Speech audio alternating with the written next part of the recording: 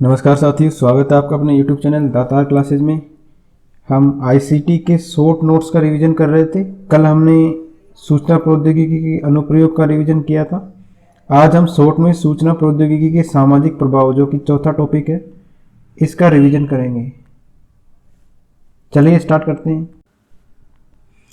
तो social impact of IT, तो इसमें पहला टॉपिक आता है इसके अंतर्गत मालवेयर।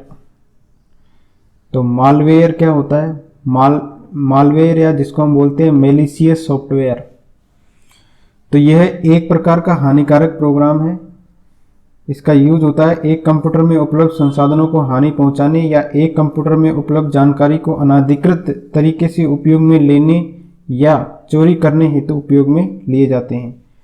तो मालवेयर जो होते हैं वो क्या काम में आते हैं कि कंप्यूटर का जो संसाधन है उसको हानि पहुंचाने के काम आते हैं, और या तो डेटा की चोरी या फिर उसके उपलब्ध जानकारी को अनाधिकृत रूप से उपयोग में लेने में ये मालवेयर काम में आते हैं। ये होते हैं मेलिशियस सॉफ्टवेयर। इसमें है एक पहला है इसमें वायरस। तो वायरस का फुल फॉर्म देख लीजिए, वाइटल इंफॉर्मेशन रिसोर्सेज अंडर, ठीक है, अंडर साइन। तो ये होता है वायरस का फुल फॉर्म। तो स्वयं को एक फाइल या प्रोग्राम के साथ अटैच करके त्रुटि पहुंचाने वाला प्रोग्राम है ये वायरस, ठीक है। तो वायरस का फुल फॉर्म क्या बताया था हमने? Vital information resources undersigned. तो ये है किसी फाइल के साथ अटैच हो जाते हैं और उसको त्रुटि पहुंचाते हैं, ठीक है। सिस्टम को त्रुटि पहुंचाने के लिए है वायरस। दूसरा है वॉर्म।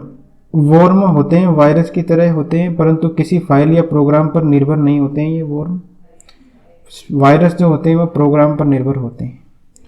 तीसरा है ट्रोजन हॉर्स। ये सब किसके उदाहरण है? मालवेयर के।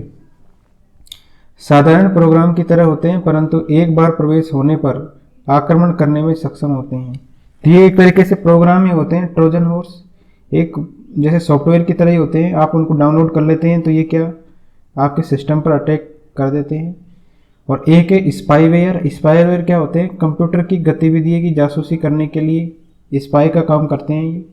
तो चार पढ़ लिए हमने, वायरस, वॉर्म, ट्रोजन हॉर्स और स्पाईवेयर। ये किसके उदाहरण है? मेलिशियस सॉफ्टवेयर या मालवेयर के उदाहरण है। निम्न में से इंटरनेट पर एक यूजर को प्रमाणीकरण करने का सबसे साधारण साधन कौन सा है? तो ठीक है, ये प्रमाणीकरण करने का सबसे साधारण साधन है पासवर्ड। पासवर्ड एंटर करते हैं हम। दूसरा है सॉफ्टवेयर पायरेसी। पहला हमने पढ़ लिया मेलिशियस सॉफ्टवेयर। अब ये सेकंड टॉपिक है सॉफ्टवेयर पायरेसी। अगर किसी कॉपीराइट या सॉफ्टवेयर को बिना अनुमति के उपयोग में लाया जाए तो इसके सोर्स कोड में छेड़छाड़ करके इसे उपयोग में लिया जाए तो इसे बोलते हैं सॉफ्टवेयर पायरेसी। कोई भी सॉफ्टवेयर बनाया, ठीक है, उसको हम अनुमति के बिना, परमिशन के बिना ही उसको यूज करते हैं तो उसको बोलते हैं अपन सॉफ्टवेयर पायरेसी। एक सॉफ्टवेयर को उपयोग में लेने हेतु किसी यूजर को दिए जाने वाले विशेषाधिकार को जो है वो कहते हैं सॉफ्टवेयर लाइसेंस। तो जो भी कोई सॉफ्टवेयर की पायरेसी करता है उसके पास लाइसेंस नहीं होता है। बिना लाइसेंस के आपने देखा होगा कई पायरेटेड ऐप होते हैं विंडोज़ के अंदर जिनको यूज करते हैं, तो वो उसको बोलते हैं सॉफ्टवेयर पायरेसी। तीसरा इसमें है फिशिंग अटैक। फिशिंग अटैक क्या होता है? इंटरनेट पर उपलब्ध लोगों को बेवकूफ़ बनाकर संवेदनशील सूचनाओं को प्राप्त करने की प्रक्रिया को बोलते हैं फिशिंग, ठीक है। लोगों को बहला फुसलाकर उनसे इंफॉर्मेशन जैसे OTP वगैरह मांग लेना, तो ये किसके अंतर्गत आता है? फिशिंग अटैक के अंतर्गत।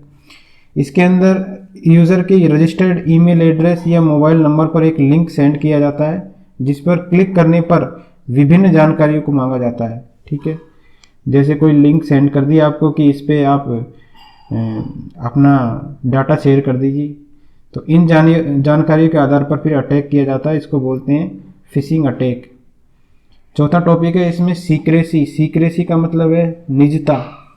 इसका तात्पर्य गोपनीयता से है, जिसमें केवल अधिकृत व्यक्ति के द्वारा ही डेटा को यूज किया जाता है।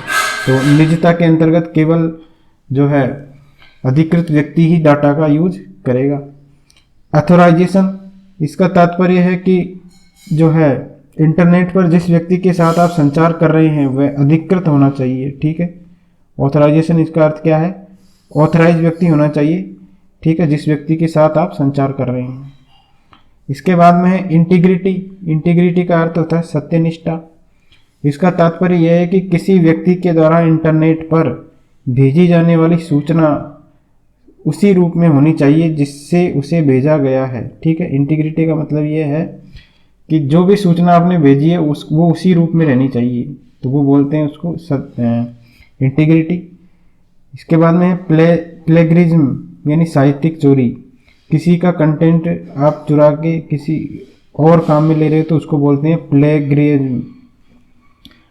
किसी लेखक के द्वारा किसी दूसरे की भाषा, विचार, उपाय, शैली आदि को नकल करते हुए मूल कृति की से प्रस्तुत करना प्लेगरिज्म कहलाता है, ठीक है। तो किसी दूसरे की जानकारी को यूज कर लेना ही क्या कहलाता है, प्लेगरिज्म। बौद्धिक संपदा का अधिकार, यह अधिकार किसी व्यक्ति के द्वारा विज्ञान, अभियांत्रिकी, साहित्य, रचना, प्रौद्योगिकी आदि में की गई मौलिक बौद्धिक कार्यों हेतु दिए जाने वाले विशेष अधिकार होते हैं, ठीक है। तो ये जो अधिकार किसको दिए होते हैं, ये अधिकार किसी व्यक्ति के द्वारा दिए होते हैं विज्ञान, प्रौद्योगिकी, साहित्य, रचना, प्रौद्योगिकी आदि में की गई मौलिक बौद्धिक कार्यों हेतु दिए जाने वाले विशेष अधिकार होते हैं, जिनको हम बोलते हैं बौद्धिक संपदा का अधिकार। इसमें है आईटी एक्ट 2000, सूचना प्रौद्योगिकी का अधिनियम 2000, इसके बारे में पढ़ लेते हैं। इलेक्ट्रॉनिक दस्तावेजों को कानूनी वैधता अधिकार जो है प्राप्त करने हेतु भारत सरकार के द्वारा 17 अक्टूबर 2000 को, डेट ध्यान रखिए कितनी तारीख को, 17 अक्टूबर 2000 को सूचना प्रौद्योगिकी अधिनियम 2000 को लागू कर दिया गया है। इसके इम्पोर्टेंट सेक्शन हैं, देखिए कौन कौन से हैं। सेक्शन 43 है। सेक्शन 43 में क्या होता है, कंप्यूटर उपकरणों के साथ छेड़छाड़, ठीक है। ये जो है उसमें 3 लाख रुपए तक का जुर्माना या 5 लाख का प्रावधान है इसके अंदर, ठीक है। सेक्शन जो है ये 43 में। अगला है सेक्शन 44। सेक्शन 44 के अंदर क्या है, सेक्शन 44 में है इंटरनेट के माध्यम से किए जाने वाले व्यवसाय में धोखाधड़ी, ये सेक्शन 44 में आता है। सेक्शन 43 में तो है कंप्यूटर उपकरणों के साथ छेड़छाड़, सेक्शन 44 में है इंटरनेट के माध्यम से किए जाने वाले व्यवसाय में धोखाधड़ी। सेक्शन 65 इंपॉर्टेंट है, ये है कंप्यूटर के सोर्स कोड के साथ छेड़छाड़, तो ये सेक्शन 65 में आता है। सेक्शन 66 में आता है सूचना या कंप्यूटर की जानकारी को हैक कर लेना, ठीक है, किसी कंप्यूटर को की जानकारी को हैक कर लेना सेक्शन 66 में है। सेक्शन 66 क में इंटरनेट के माध्यम से धमकी देना आता है।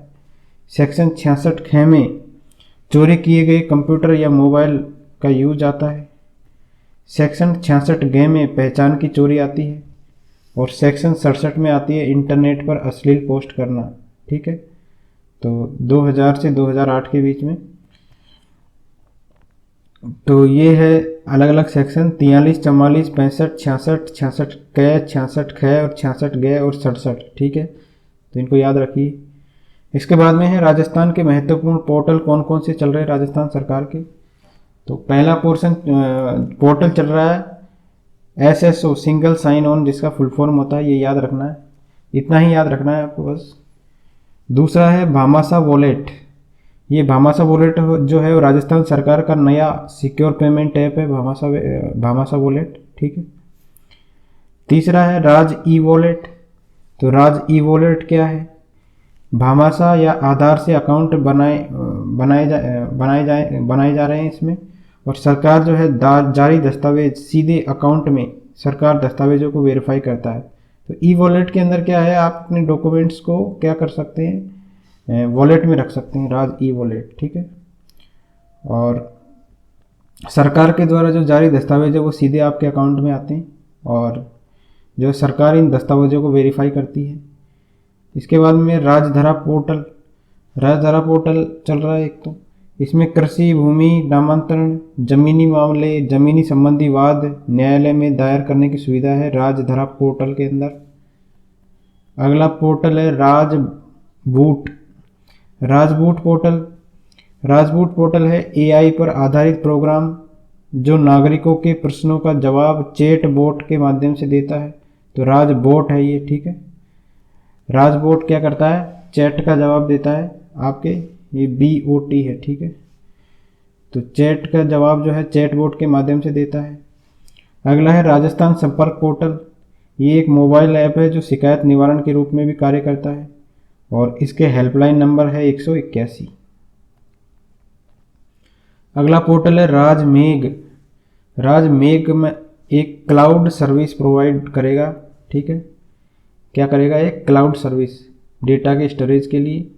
जैसे न्यू स्टार्टअप्स हुए, PSU डिपार्टमेंट आदि को क्या करेगा, एक क्लाउड सर्विस प्रोवाइड करेगा Rajmegh. SaaS software as a service provide करेगा और PaaS platform as a service provide करेगा। तो ये है राजमेघ पोर्टल। अगला है ई धरती कार्यक्रम।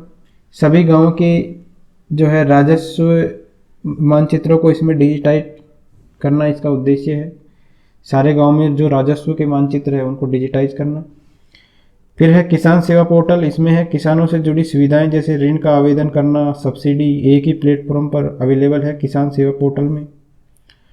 नेक्स्ट है राजनेट। राजनेट में है प्रत्येक ग्राम स्तर तक कनेक्टिविटी देना।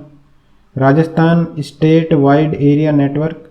प्रत्येक ग्राम पंचायत को IP फ़ोन दिए हैं इसमें और जिला कलेक्ट्रेट एवं ब्लॉक स्तर पर वीडियो कॉन्फ्रेंसिंग की सुविधा देना इसका उद्देश्य है। तो ये है राजनेट। अगला पोर्टल है राजकाज पोर्टल, ठीक है। तो आजकल सभी ऑफिसों में इसका प्रयोग हो रहा है, इंटीग्रेटेड राज E-ऑफिस। तो राज्य सरकार के सभी राजकीय विभागों, सार्वजनिक क्षेत्र के उपक्रम, बोर्ड, कॉरपोरेशन आदि के सभी जो विभागीय रिकॉर्ड को ऑनलाइन करना है ये राजकाज पोर्टल का उद्देश्य। मतलब सारी जो आपकी ऑफलाइन में फाइलें चलती है डिपार्टमेंट्स में, उनको ऑनलाइन किया जाएगा इसके अंतर्गत। अगला है E-गवर्नेंस व IT नीति।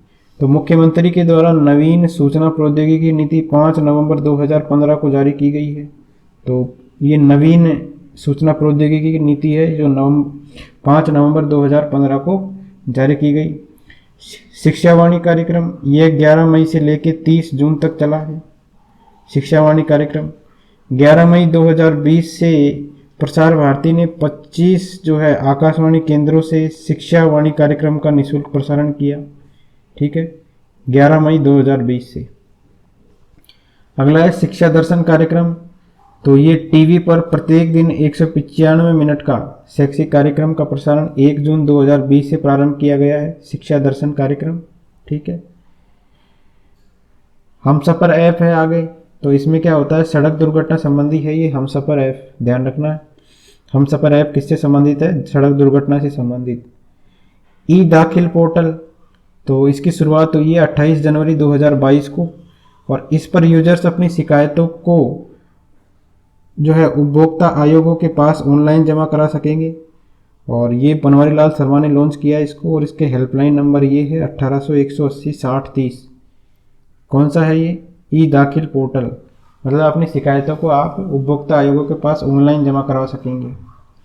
विश्व उपभोक्ता दिवस मनाया जाता है 15 मार्च को। और इसके बाद में है एक राजस्थान विधानसभा iOS ऐप, ये लॉन्च किया गया महावीर प्रसाद शर्मा के द्वारा और इस ऐप के अंदर प्रश्न प्रस्ताव, बजट भाषण, सत्र समीक्षा, सदन कार्रवाई, नियमावली आदि सारे उपलब्ध होंगे। राजस्थान विधानसभा iOS का ऐप है एक।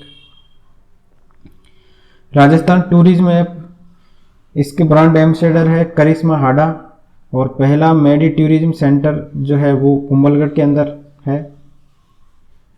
अगला है GGAY ऐप, घर घर औषधि योजना में पौधा वितरण। तो ये GGAY ऐप के अंतर्गत अप्लाई कर सकते हैं आप।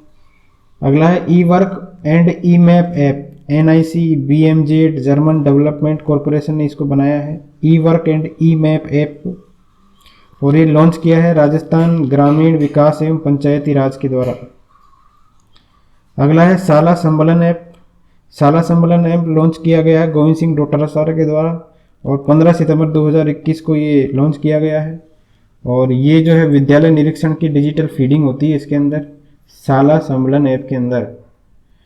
माई बुक ऐप, शिक्षा लाइब्रेरी उपलब्ध कराना, ये लॉन्च किया गया भंवर सिंह भाटी के द्वारा, ठीक है, माई बुक ऐप। 28 अगस्त 2021 को। अगला है M passport app, pilot project के तहत शुरुआत हुई, जयपुर से इसकी शुरुआत हुई माई पासपोर्ट ऐप की। अगला है इंदिरा शक्ति ऐप। इंदिरा शक्ति ऐप है महिला सुरक्षा से संबंधित ऐप है ये। छेड़खानी, दुष्कर्म, यौन प्रताड़ना जैसी शिकायतों पर सुरक्षा देगा इंदिरा शक्ति ऐप। राज किसान क्रेता विक्रेता ऐप, जैसे जैविक उपज है और खजूर के पौधों को बिक्री के लिए खरीदार और विक्रेता के पंजीयन हेतु है ये क्रेता विक्रेता ऐप। अगला है राज किसान लोकस्ट ऐप, ठीक है। तो टिड्डी मॉनिटरिंग एवं नियंत्रण के लिए ये बनाया गया है राजस्थान किसान लोकस्ट ऐप। अगला है राज किसान सुविधा ऐप, किसान योजनाएं एवं अनुदान संबंधी जानकारी मिलती है इस पर राज किसान सुविधा ऐप के अंतर्गत। अगला है जागृति ऐप, यह मुख्यमंत्री वर्क फ्रॉम होम जॉब संबंधित है जागृति पोर्टल। आरटीआई पोर्टल 2.0 सूचना के अधिकार से संबंधित है और इसको डीबी गुप्ता जो सूचना आयुक्त थे उन्होंने लॉन्च किया था। अगला है जीएसटी एडवांस्ड एनालिटिक्स पोर्टल, राज्य वाणिज्यिक विभाग द्वारा इसका प्रारंभ हुआ है और इसका उद्देश्य कर निर्धारण को सुगम बनाना, जीएसटी से रिलेटेड है। नेक्स्ट ऐप है राज उद्योग मित्र पोर्टल। तो राज उद्योग मित्र पोर्टल हुआ है 12 जून 2015 को। एमएसएमई उद्योग स्थापित करने के लिए यहाँ फॉर्म भर सकेंगे राज उद्योग मित्र पोर्टल पे। और अगला है राजस्थान सूचना पोर्टल, इसकी शुरुआत हुई थी 13 सितंबर 2019 को। इसके बाद में है राजस्थान सहकार पोर्टल, इसकी शुरुआत हुई थी 19 अगस्त 2019 को। और किसान सेवा पोर्टल, इसकी शुरुआत हुई थी फरवरी 2019 को। तो थैंक यू फ्रेंड्स।